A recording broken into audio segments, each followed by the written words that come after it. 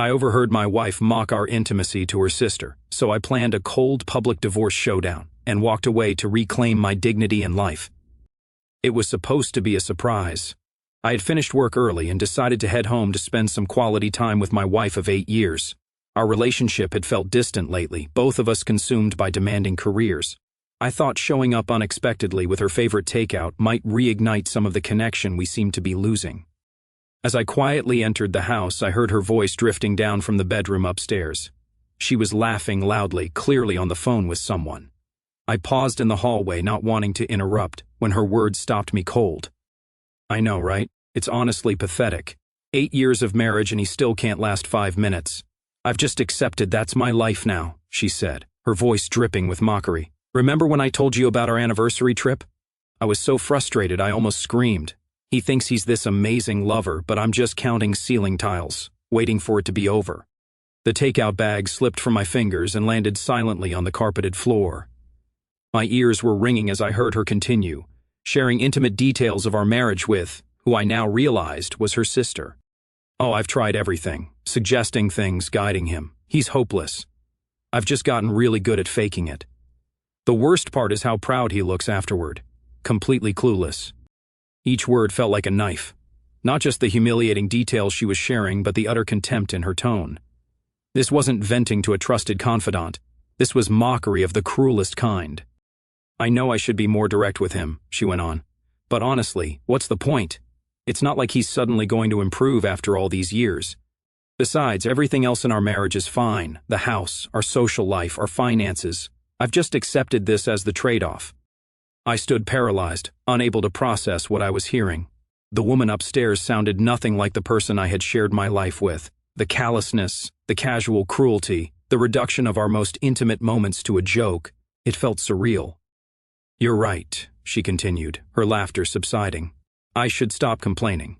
At least he's reliable, unlike that disaster you dated last year. Anyway, we're still on for lunch tomorrow, right? I need to run. He'll be home in a couple of hours.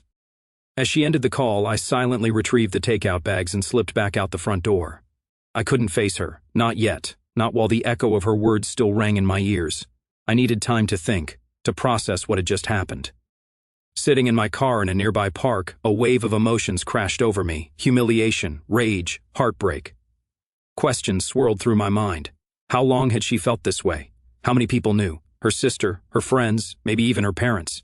The thought of sitting across from her family at gatherings while they secretly pitied or mocked me was unbearable. What hurt most wasn't even the criticism itself.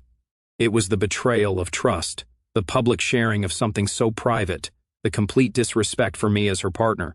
Our marriage, which I had believed was built on mutual love and respect, suddenly seemed like a cruel illusion. As the initial shock faded, one thing became crystal clear: I could not, would not, remain in a marriage with someone who held me in such contempt. The life we had built together, which I had valued so deeply, now felt hollow. In that moment, I made a decision that would change everything. I returned home 3 hours later, having composed myself enough to face her without immediately revealing what I had overheard. The drive around town had given me time to reflect on our relationship from a new perspective. As painful as it was to admit, this wasn't the first sign of disrespect I had experienced. There had been subtle indicators throughout our marriage: dismissive comments disguised as jokes, eye rolls when she thought I wasn't looking, the way she sometimes interrupted me when I spoke with friends. When I walked through the door, she greeted me with a smile that now seemed hollow. "You're home early," she said, giving me a quick peck on the cheek. I wondered if she had to force herself to kiss me, if even that simple gesture was an act.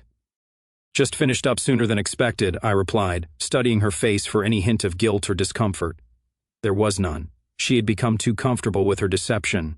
"I'm making pasta for dinner," she continued, turning back to the kitchen. "How was your day?" The mundane conversation carried on as if nothing had changed. While inside, I felt a growing disconnect between the life I thought we had and the reality that had just been revealed. I excused myself to shower, needing space to think about my next steps. That night, I lay awake beside her, listening to her steady breathing while my mind raced. I couldn't confront her immediately, not without a plan. This revelation had exposed a fundamental lack of respect that couldn't be fixed with a heated argument or tearful apologies. No, this required something more definitive. Over the next few days, I maintained the appearance of normalcy while carefully observing her behavior. I noticed how often she was on her phone, always angling the screen away from me. One afternoon, while she was in the shower, I did something I never thought I would do. I checked her messages. What I found confirmed my worst fears. The conversation with her sister was just the tip of the iceberg. There were numerous exchanges, with friends, where she shared intimate details about our life. In one particularly painful thread with her college friends, they were giving her advice on how to handle my inadequacies, complete with crude jokes and suggestions that made my stomach turn. I put the phone down, feeling sick. This wasn't a momentary lapse in judgment or a single complaint shared in frustration. This was a pattern of disrespect that had apparently been going on for years. Our most private moments had become comedy material for her social circle. That night, she suggested we watch a movie together. As we sat on the couch with her head resting on my shoulder, I couldn't help wondering if this physical closeness was as much of a performance as everything else now seemed to be. Did she feel anything genuine for me anymore? Or was I simply the reliable partner who provided stability while failing to satisfy her in ways she freely discussed with others? I made an excuse to go to bed early, unable to maintain the pretense of normalcy any longer. Lying in the dark, I made a decision. This marriage was over, but I wouldn't exit it without careful preparation. If she could be calculating about our relationship, so could I. The next morning, I called in sick to work for the first time in 3 years. Once she had left for her job, I began researching divorce attorneys. I needed someone who would understand the situation and help me navigate what would undoubtedly be a complex separation after 8 years of building a life together. By the end of the day, I had an appointment scheduled with a highly rated lawyer for the following afternoon. I also started documenting our financial situation, taking inventory of shared assets and accounts.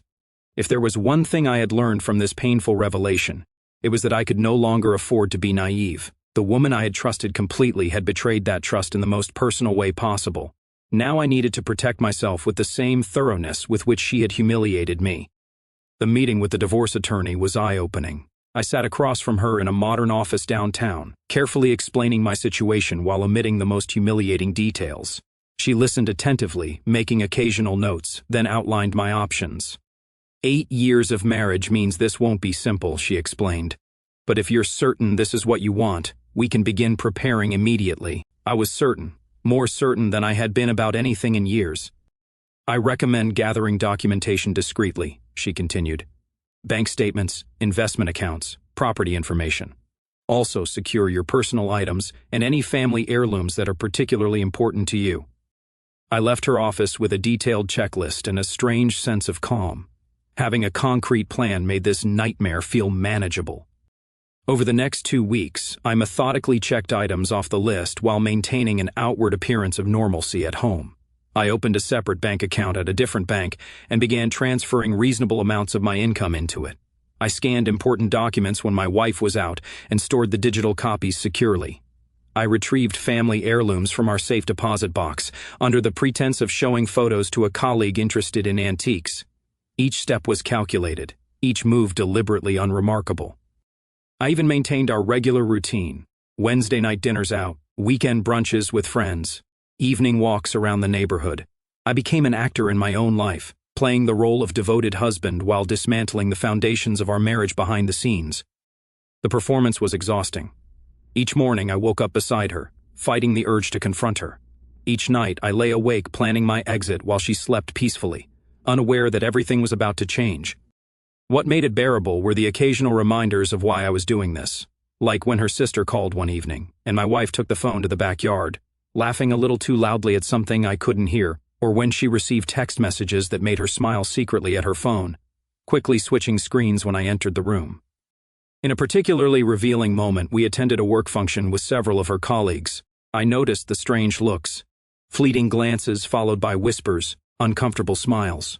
When I approached, it became painfully obvious that they too were privy to details about our private life.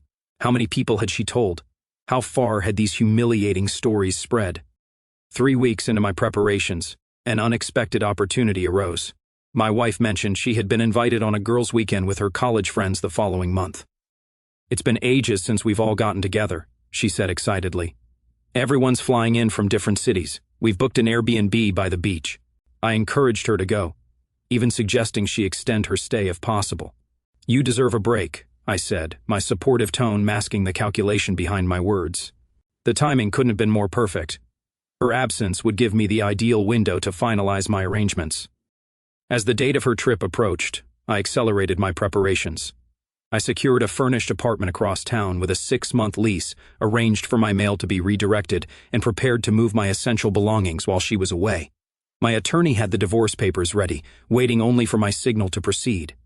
Everything was in place for a clean break. No dramatic confrontation, no messy scene, just a decisive end to a relationship poisoned by disrespect and humiliation. Or so I thought. Then came the dinner that changed everything. Her sister was in town unexpectedly and suggested we all meet for dinner. I initially tried to decline, making up an excuse about work, but my wife insisted. "It'll be good for you to take a break," she said, her concerned tone now seeming patronizing in light of what I knew. I reluctantly agreed, unaware that the evening would completely alter my carefully constructed exit strategy. The restaurant was upscale, the kind we reserved for special occasions. The irony wasn't lost on me, celebrating with the very people who had been laughing at my expense behind closed doors. I steeled myself as we approached the table where her sister was already seated with her husband. "There you are," her sister exclaimed, standing to embrace my wife. When she turned to hug me, I couldn't help stiffening slightly. Did she realize I was the subject of their mocking conversations? Did she see me as the pathetic, inadequate man her sister had described? Dinner began with casual conversation, work updates, family news, harmless gossip about mutual friends. I participated minimally, observing the dynamics with new awareness. The subtle glances between the sisters, the occasional inside joke that prompted knowing smiles, all took on sinister meaning. Halfway through the main course, my wife's phone buzzed. She glanced at it, smiled, and showed it to her sister, who immediately suppressed a laugh. "What's so funny?" I asked, my voice steadier than I felt. "Nothing important," my wife dismissed, tucking her phone away. "Just a meme from a friend." Her sister's husband caught my eye briefly before looking away, a flash of something, perhaps pity, crossing his face. Did he know too? Was he part of this circle of mockery, or just another bystander watching the humiliation unfold? As the evening progressed and the wine flowed freely, inhibitions loosened. During dessert, her sister made a seemingly innocuous comment about stamina during their morning runs. "Some of us just aren't built for endurance," she said, glancing at me with barely concealed amusement. My wife nearly choked on her wine, covering her mouth as she composed herself. Her sister's husband shifted uncomfortably, suddenly very interested in his dessert. That moment crystallized everything. This wasn't just casual venting between siblings. This was an ongoing joke, a shared amusement at my expense that had permeated their entire family dynamic. I wasn't just a husband with a private shortcoming. I was a punchline. I excused myself to the restroom, needing a moment alone to process the growing rage and humiliation. In the privacy of the bathroom stall, I took several deep breaths. My carefully laid plans for a clean, emotionless exit suddenly seemed insufficient. The methodical approach I had been following no longer satisfied the burning need for vindication growing inside me. When I returned to the table, I wore a mask of calm that concealed the storm beneath. I participated in the remainder of the evening with newfound purpose, even initiating conversations and laughing at their jokes. My performance was flawless, the unsuspecting husband, oblivious to the fact that he was the butt of a family joke. On the drive home, my wife chatted happily about the evening and mentioned plans for another dinner before her sister left town. "Actually," I said casually, "I was thinking of hosting them at our place, maybe this weekend." She seemed surprised but pleased. "That would be great. I'm sure they'd love that." Little did she know I had no intention of a friendly dinner party. What I was planning was a reckoning. Back home, while she prepared for bed, I texted my attorney, changing our agreed timeline. The quiet disappearance I had planned, moving out while she was on her girls' trip and leaving divorce papers with a dispassionate note, no longer felt adequate. This humiliation hadn't been private, neither would its consequences be. That night, I lay awake formulating a new approach. The quiet exit would be replaced with something more fitting, a confrontation that would ensure she understood exactly why our marriage was ending, preferably with witnesses to her humiliation, an eye for an eye. As she slept peacefully beside me, unaware of the shifting tides, I finalized my mental plan. I would accelerate everything, the asset division, the apartment preparations, the legal documentation. What had been scheduled to take another month would now be compressed into days. By the time her sister and brother-in-law came for dinner that weekend, I would be ready to expose the truth and walk away from this marriage with my dignity intact. Let them all witness the consequences of treating someone's trust and love as a source of entertainment. Morning came with a renewed sense of purpose. I kissed my wife goodbye as she left for work, the gesture empty of affection. The countdown had begun. 3 days until dinner, 3 days until everything changed. Those 3 days were a blur of purposeful activity. I took a business trip that was actually spent moving essential belongings to my new apartment. I met with my attorney to finalize the divorce papers. I transferred appropriate portions of our joint accounts into my separate account, following my lawyer's guidance on what was legally permissible. I even retrieved items from our safe deposit box that held sentimental value. Photos from before our marriage, my grandparents' watches, letters from my parents. Each action was calculated, each move deliberate. I wasn't just ending a marriage, I was reclaiming my dignity. The day of the dinner arrived. I left work early to prepare, stopping at an upscale grocery store for ingredients for an elaborate meal. The irony wasn't lost on me, putting such effort into what would essentially be a funeral dinner for our marriage. But it felt important to maintain the facade until the moment of revelation.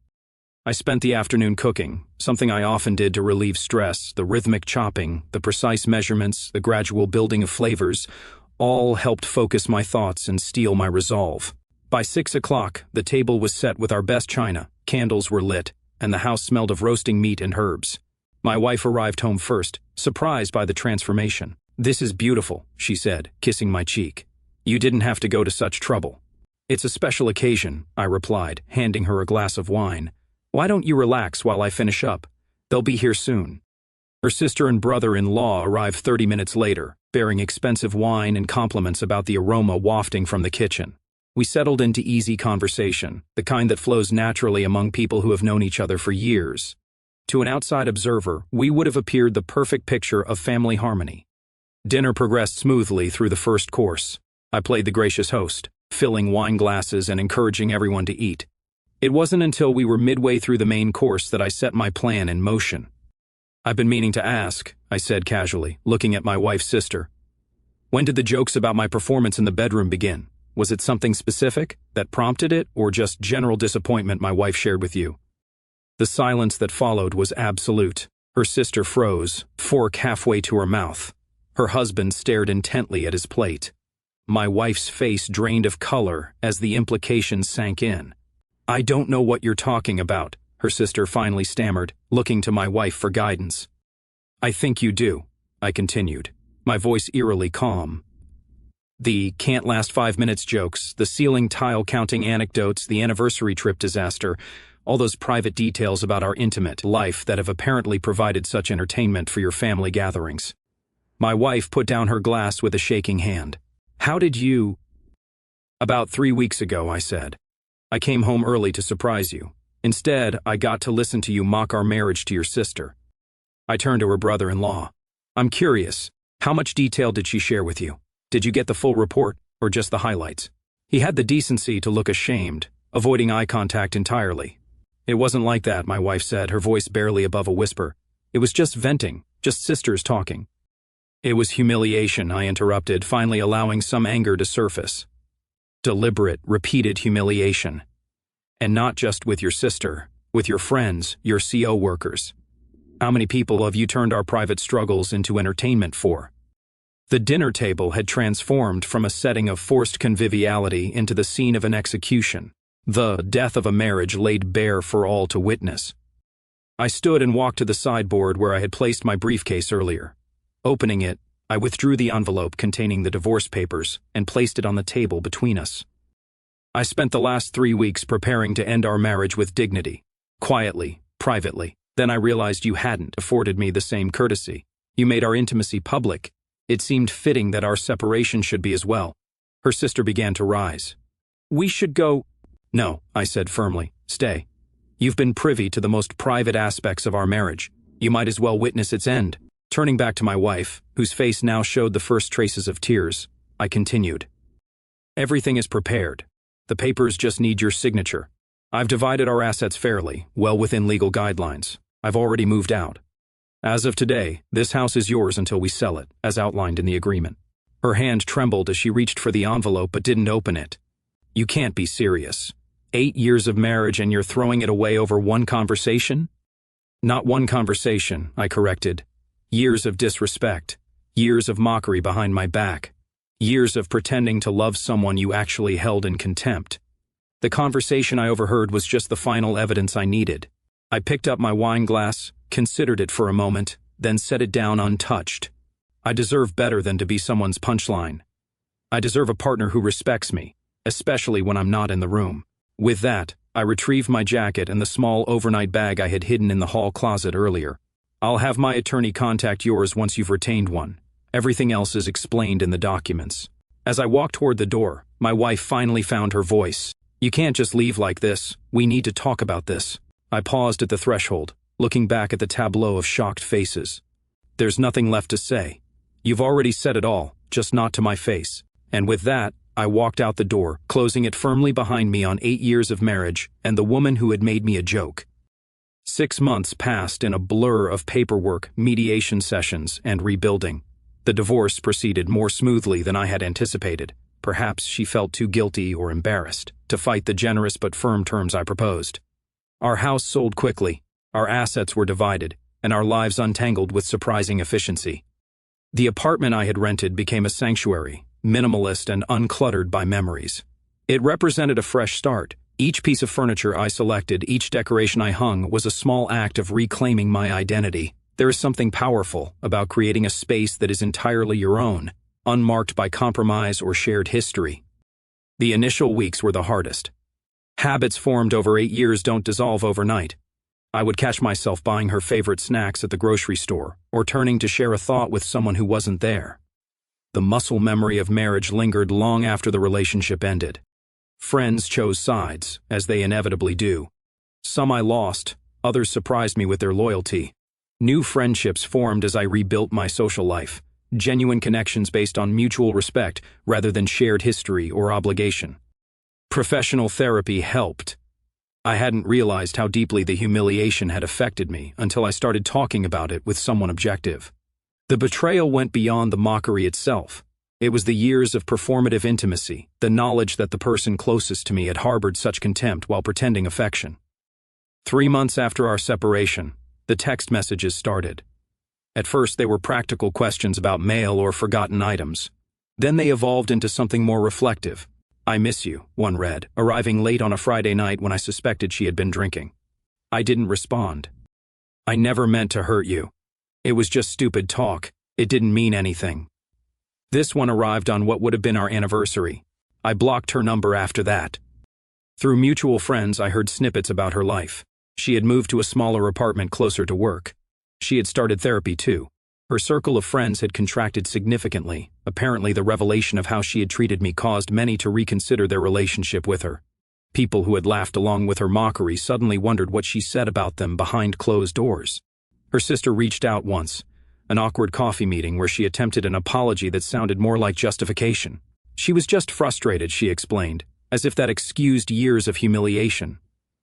She didn't know how to talk to you about it.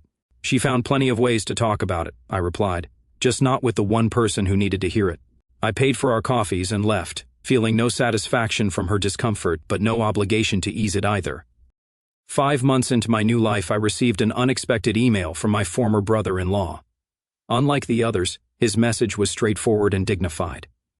I watched my wife and her sister disrespect your marriage for years and said nothing. I was complicit in their behavior, and for that, I apologize. The way you handled yourself at that final dinner showed more character than I have demonstrated in our entire acquaintance.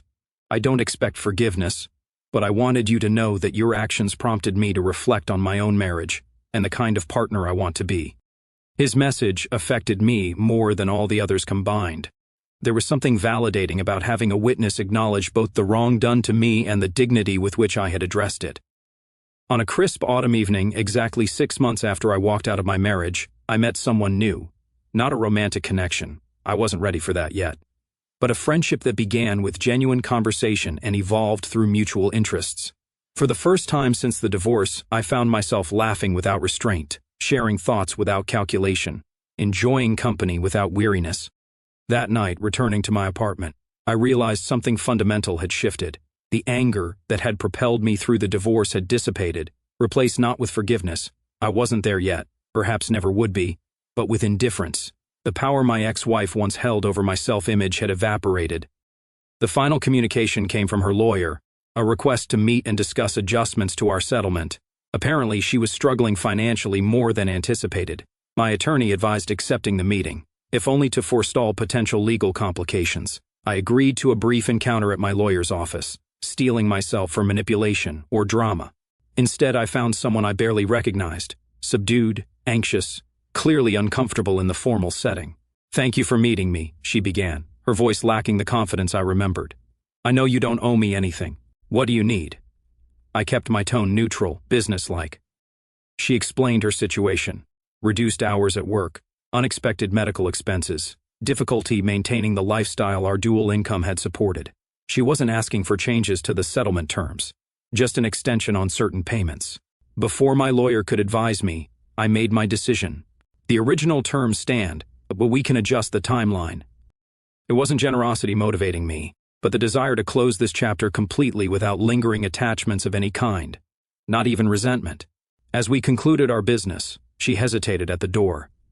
For what it's worth, I regret what I did. Not just because of how it ended, but because I never gave us a real chance. Pride, or cowardice or something, stopped me from having honest conversations with you. I nodded, acknowledging her words without offering absolution. "I hope you find what you're looking for," I said, and meant it. The desire to see her suffer had faded, replaced by a simple wish to have her firmly in my past. Walking out of that meeting, I felt the last weight lift.